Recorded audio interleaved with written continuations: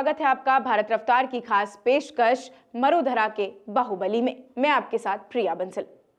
साल था 1997 का। राजस्थान में भैरव सिंह शेखावत के नेतृत्व वाली बीजेपी सरकार 10वीं विधानसभा का सत्र चल रहा था और 58 विधायकों ने एक लड़के की गिरफ्तारी की मांग पर जोरदार हंगामा मचा रखा था।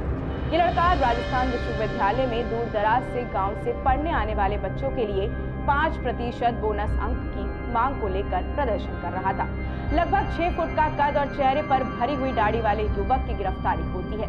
8 दिन जेल में बंद रहता है और जेल से आने के बाद फिर से सरकार के खिलाफ मोर्चा खोलते हुए सड़क पर बैठ जाता है।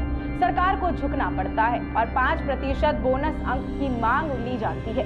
इसके साथ ही राजस्थान में उदय होता है एक ऐसे नेता का जो बात करता है अपने भाषणों में जवान किसान की। अब आप तो समझ ही गए होंगे कि हम किस नेता की बात कर रहे हैं। यदि अभी भी आप नहीं समझे हैं तो इस नेता का हालिया बयान सुनिए।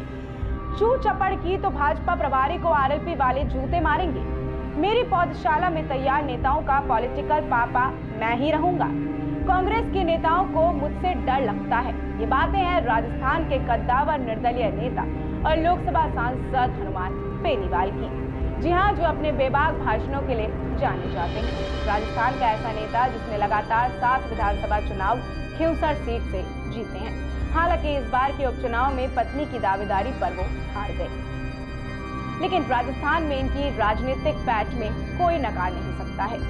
आज बात करेंगे इसी कद्दावर नेता की। इसके पहले आपको थोड़ा बैकग्राउंड में ले चलते हैं। राजस्थान में एक जगह है नागौर। इसी दौर में नागवंश का शासन होने की वजह से इस जगह का नाम हुआ करता था अहिछत्रपुर। आजादी के बाद से ये जिला जाट राजनीति का गढ़ बन गया। इस जिले में एक विधानसभा पड़ती है मुंडवा। 1972 में हुए परिसीमन के चलते बनी सीट पर 1977 में पहली बार चुनाव होना था।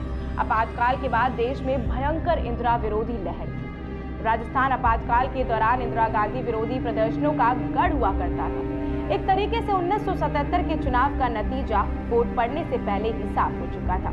कांग्रेस के कई नेता ऐन मौके पर वफादारियां बदल रहे थे। जून 1977 में विधानसभा चुनाव के नतीजे आए। भैरव सिंह शेखावत के नेतृत्व वाली जनता पार्टी 200 में से 152 सीट जीतकर धमाकेदार तरीके से सत्ता में आ गई। सत्ताधारी कांग्रेस पार्टी 145 में सिमटकर 41 सीट पर ही आ गई थी। ये संख्या 40 पार भी सिमट सकती थी अगर बरन गांव के सरपंच ने भी दूसरे कांग्रेसी नेताओं की तरह अपनी वफादारी बदल दी होती। बरन गांव के सरपंच का नाम था रामदेव बेनीवाल। कांग्रेस विरोधी लहर में भी मुंडवा विधानसभा से वो जनता पार्टी के राम प्रकाश के खिलाफ 3836 वोट से चुनाव जीतने में कामयाब रहे थे। 1977 के चुनाव में बुरी तरह पिटने के बाद कांग्रेस में लड़ाइयां होने लगी। नतीजा ये हुआ कि 1978 में कांग्रेस को एक और विभाजन का शिकार होना पड़ा। कर्नाटक में आने वाले डी देवराज उर्स के नेतृत्व में देवकांत भरुआ, शरद पवार, ए.के. एंटनी, यशवंत राव, बाबू जगजीवन राम जैसे कई कद्दावर नेता कांग्रेस से अलग हो गए। इन लोगों ने अपनी नई पार्टी का नाम रखा कांग्रेस उर्स। राजस्थान में रामदेव बेनीवाल भी उसमें शामिल हो गए। 1980 के बाद से रामदेव बेनीवाल का वर्चस्व कम हो गया और उन्हें हार का सामना करना पड़ा। इसके बाद विरासत संभालने का जिम्मा 2 मार्च 1972 जन्मे रामदेव बेनीवाल के बेटे हनुमान बेनीवाल पर आता है। राजस्थान यूनिवर्सिटी में 1996 का छात्र संघ चुनाव नागौर ग्रुप के पक्ष में रहा था। नागौर के नावा से आने वाले महेंद्र चौधरी राजस्थान यूनिवर्सिटी के अध्यक्ष बने थे और बरन गांव के रहने वाले हनुमान बेनीवाल लॉ कॉलेज के अध्यक्ष चुने गए थे। जुलाई के अंत में ये लोग छात्र संघ का चुनाव जीते थे। अगस्त के पहले सप्ताह से विधानसभा का मॉनसून सत्र शुरू हो गया था। विपक्ष के कई छात्र संगठनों ने अपनी मांगों को लेकर यूनिवर्सिटी बंद करने का आह्वान कर दिया था। राजस्थान यूनिवर्सिटी उस दौर में बंद और हड़तालों के बीच ही जानी जाती थी। ये दोनों नेता इस प्रचार के दम पर चुनाव जीत कर आए थे कि वो बंद और हड़तालों के चलते यूनिवर्सिटी के आम छात्रों की पढ़ाई डिस्टर्ब नहीं होने देंगे। इसलिए ये दोनों नेता यूनिवर्सिटी बंद के खिलाफ थे। सुबह 9:15 बजे दोनों पक्ष यूनिवर्सिटी गेट पर आमने सामने हो गए। दोनों तरफ से तनाव बढ़ता जा रहा था। पुलिस ने छात्रों की भीड़ को हटाने के लिए लाठीचार्ज भी कर दिया था। बदले में गुस्साए छात्रों ने पुलिस पर पत्थर बरसाने चालू कर दिए थे। करीब 3 घंटे चली इस लाठी पत्थर की जंग में दोनों तरफ के कई लोग घायल भी हुए। प्रदर्शन पर लगाम लगाने के लिए पुलिस ने 1 दर्जन से ज्यादा छात्रों को गिरफ्तार कर लिया। इसमें महेंद्र चौधरी, हनुमान बेनीवाल भी शामिल थे। गिरफ्तार किए गए छात्रों को पहले बजाज नगर थाने लेकर जाया गया और वहां से इन्हें केंद्रीय कारागार भेज दिया गया। कहते हैं कि उस वक्त इन छात्र नेताओं का ऐसा रोला था कि जेल की बैरक में निकल कर कई कैदी इन्हें देखने के लिए बाहर आया करते थे।